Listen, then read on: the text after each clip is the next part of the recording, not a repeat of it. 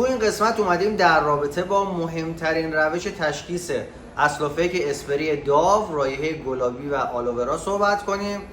در مورد بافت این محصول، رایحه این محصول، ماندگاری و همچنین رنگ محصول زمانی که روی دستتون اسپری میشه.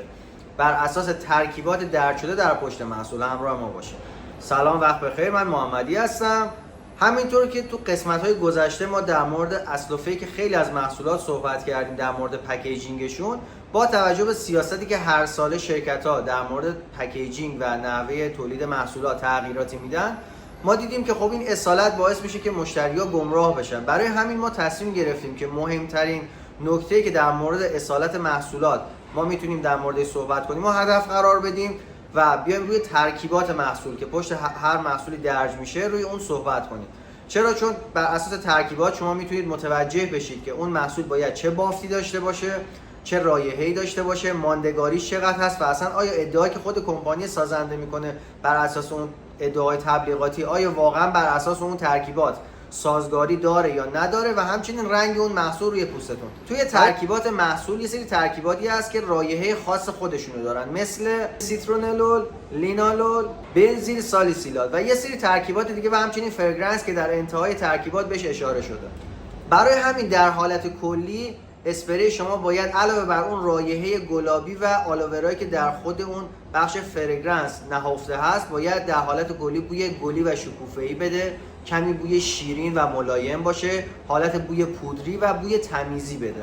مورد دوم بافت محصوله که شما زمانی که روی دستتون اسپری میکنید باید چه بافتی داشته باشه. یه سری پیشران‌های گازی مثل بوتان و یه سری پخش کننده هایی که سبکن و یا حس خشک بودن و زمان اسپری کردن به شما میدن در داخل ترکیباتش هست. برای همین وقتی که شما اسپری میکنید میتونه یه حالت مه آلودی همون اول داشته باشه، قطراتش به صورت جدا از هم نباشه، یه حالت پودری داره و از طرفی چربی مازادی روی دستتون به وجود نمیاره و بعد از یه تایمی معمولا خوش میشه. دقت بکنید که طی ترکیباتی که پشت این محصول درج شده به هیچ عنوان نباید زمانی که اسپری کردی روی پوست باعث بشه که پوست سفیدک بزنه یا قطرات به صورت قطره قطره روی پوست بیاد و به صورت پودری کاملا باید پخش بشه، چون ترکیبات پشت محصول به این شکل کارایی داره.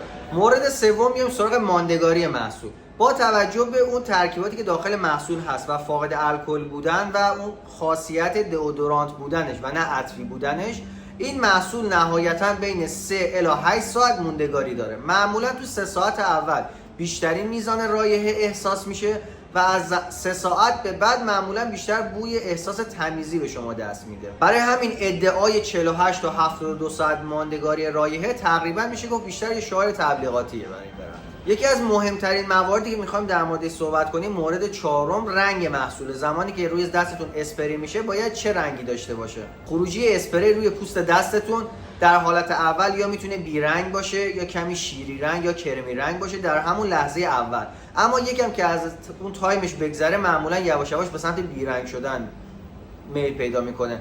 اما دقت کنید که به هیچ عنوان نباید اثر ردی ازش بمونه، نباید در نهایت به صورت رنگ سفید یا گچی روی دستتون ردش بیفته. چرا؟ چون اصلا این محصول بر اون اساس فرمولاسیون نشده. برای همین در حالت کلی رنگ خروجی این محصول باید به سمت بیرنگ شدن میل پیدا کنن.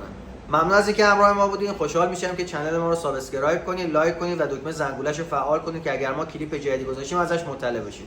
ممنون از شما و وقتتون بخیر باشه.